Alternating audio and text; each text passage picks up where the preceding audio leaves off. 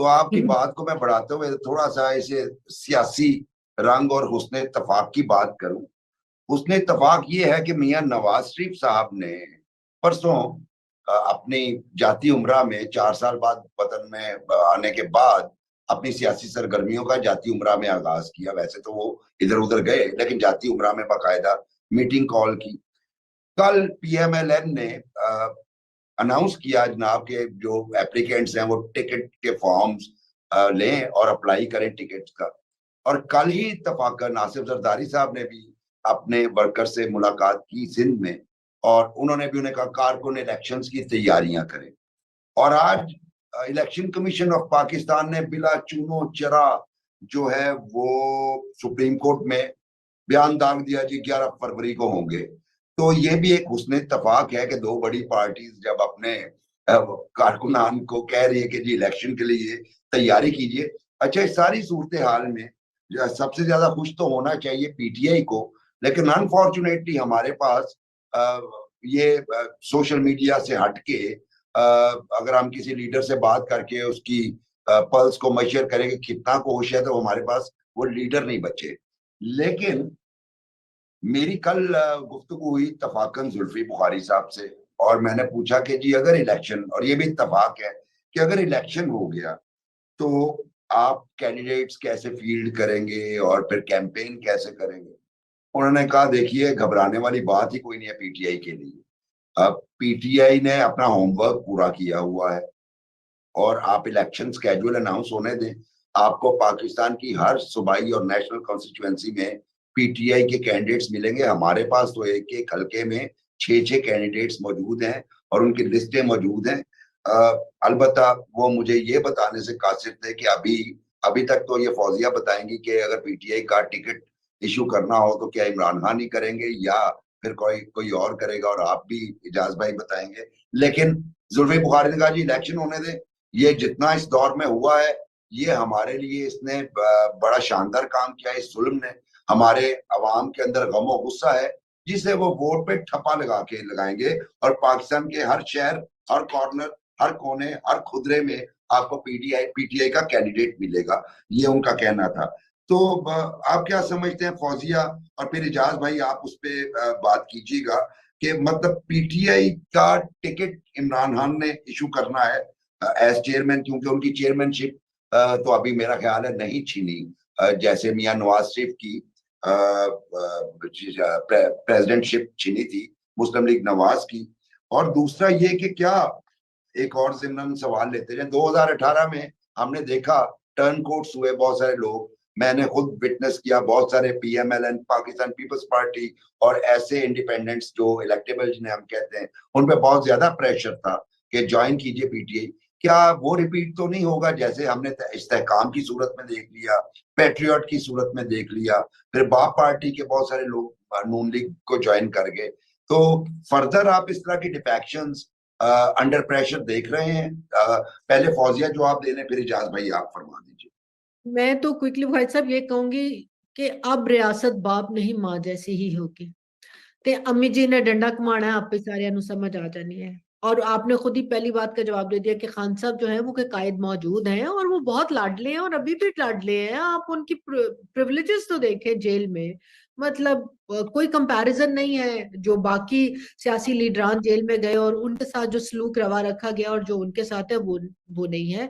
Tickets उन्होंने काफी finalise कर लिए हुए थे, एटलीस्ट 2 सूबों के वो कर चुके हैं। सीनियर लीडरशिप जो है उनके बिहाफ पे उस टिकट को इशू कर सकती है। जो टर्न कोट होने थे ऑफिशियली वो तो जिस तरह आए थे और जिसके साथ आए थे वो, अब वो कहते हैं ना जिनका बच्चा था वो, मल्ले की मस्जिद में ऐलान हो रहा था ना, जिनका बच्चा गुम गया है वो आके ले जाए, तो जिनका बच्चा था वो अपना बच्चा ले गए। अब बाकी यस, हमारी सियासत में, हमारे वोटर में और वोटिंग पैटर्न्स में विक्टिम कार्ड हमेशा बहुत इंपॉर्टेंट रहा है। आप याद कीजिए बेनजीर भुट्टो साहबा की शहादत के बाद जब पीएमएलएन बहुत स्ट्रांग विंड में थी और था कि नेक टू नेक जा रहे, वो टोटल गेम उलट गई थी। तो और एक वो बात तो विक्टिम कार्ड भी प्ले करेगा। दूसरा, खान साहब एक बहुत बड़ा पॉलिटिकल फिनोमिना है, पीटीआई की एक हकीकत है, उनका वोट बैंक है और उनको अपना वोट बैंक इस्तेमाल करना चाहिए, पूरा उनका हक है कि नहीं। हाँ, इसका फायदा जरूर बिल्कुल होगा उनको, एक जगह से चार चार मिलेंगे कि वो लोग जिनकी पहले बारी इलेक्टेबल्स की वजह से नहीं आती थी, अब वो उनको एटलीस्ट वोट मिलेगा, और वो अगर खड़े होते हैं, इलेक्शन कंटेस्ट करते हैं, तो they actually will have an organic you know leadership. हाँ, उनकी मतलब नर्सरी निकल आएगी यार, उनके पौधे खड़े हो जाएंगे, तो उनको तो सूट करता है। I agree with ji Ijaz भाई, what is your ji take देखिए, ऑन इट? मैं बुनियादी तौर पर तो मैं फौजिया आपा की बात से इत्तेफाक करता हूँ, क्योंकि लीगली तो अभी इमरान खान पर कोई बाइंडिंग नहीं है।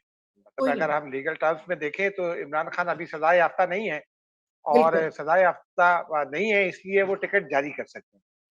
लेकिन की पता लगता जी पाकिस्तान कदों सजा हो जाए। लेकिन तो इसके लिए मेरे ख्याल में एक प्रीएम्प्टिव स्ट्राइक हो चुकी है। आपको याद होगा जब नून लीग का ये इशू हुआ था, और फिर नून लीग के जो उम्मीदवार थे जिनको नवाज शरीफ साहब ने टिकट इशू किया था, उनको आजाद उम्मीदवार के तौर पर लड़ना पड़ा था। और फिर वो आजाद उम्मीदवार के तौर पर जीत के फिर नून लीग में शामिल हुए थे। सेनेट तो के। वैसी जी वो सूरत हाल अगर इमरान खान को अगर इलेक्शन से चंद रोज पहले ये हो जाती है सजा, तो फिर तो इमरान खान साहब नाअहल हो जाएंगे।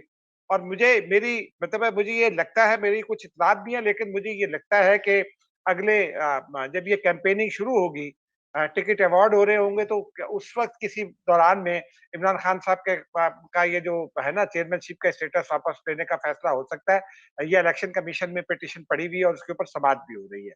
प्रिएम्प्टिव, अच्छा, लेकिन इसमें जो मैंने प्रिएम्प्टिव स्ट्राइक का लफ्ज इस्तेमाल किया, आप देखिए ना कि इमरान खान अब ये पावर डेलीगेट कर सकते थे सीनियर वाइस चेयरमैन को, शाह महमूद कुरैशी को। वो भी भाई और साइफर द शरीक के कार ने, तो वो भी उनको भी करना खतरनाक है।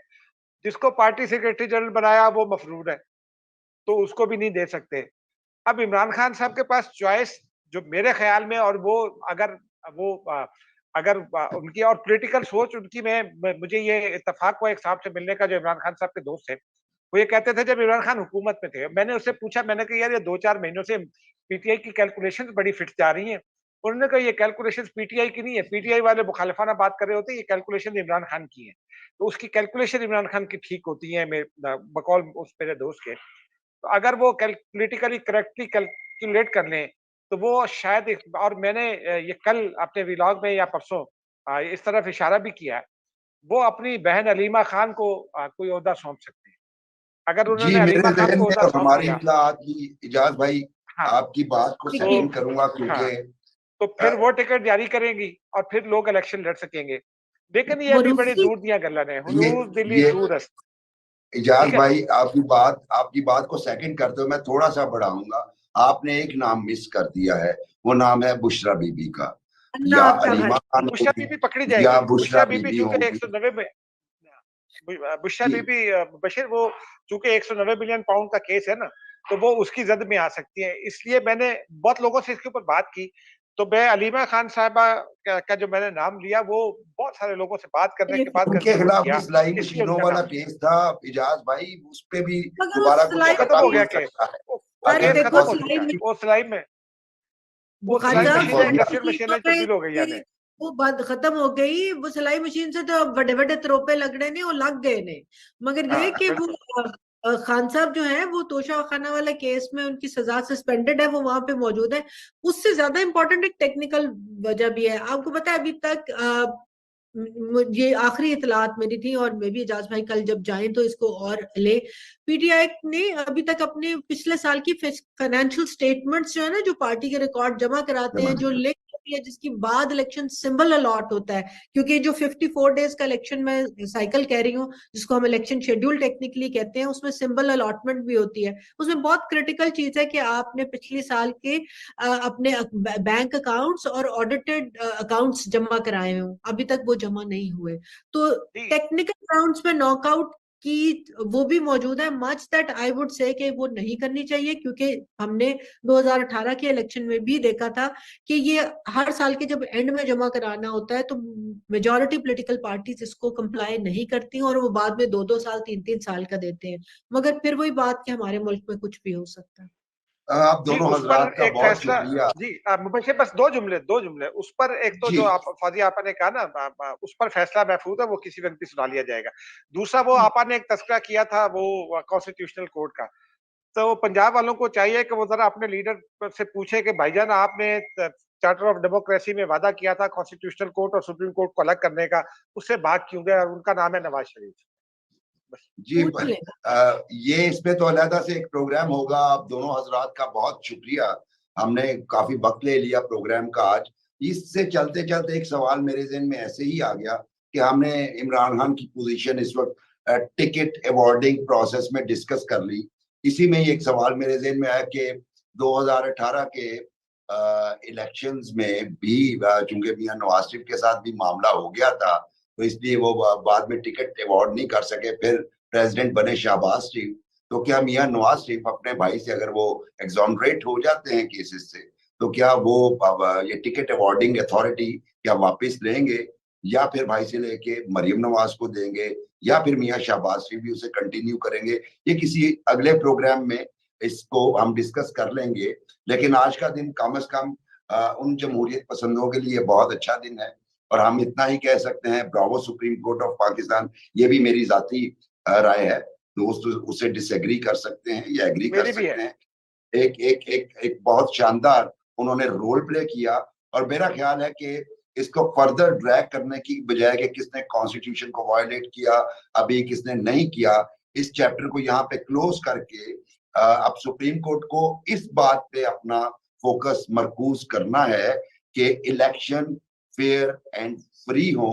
और मुझे यकीन है कि अगर इसी तरह ही सुप्रीम कोर्ट ने अपना कॉन्स्टिट्यूशनलिस्ट इमेज बरकरार रखा, तो शायद हम एक बेहतर इलेक्शन देखने में कामयाब हो जाए। प्रोग्राम देखने का बहुत शुक्रिया। अपनी राय से, आरा से जरूर नवाजें, और क्लिक्स जरूर कीजिए और दोस्तों के साथ भी शेयर कीजिए, क्योंकि आपके क्लिक्स के लिए ही, आपके क्लिक्स में ही हमारे प्रोग्राम की हयात छुपी हुई है, इसकी जिंदगी छुपी हुई है, और ये आपकी क्लिक्स की वजह से ही सरवाइव करेगा। आप सारे सलामत रहिए। बहुत शुक्रिया। दोबारा मिलेंगे।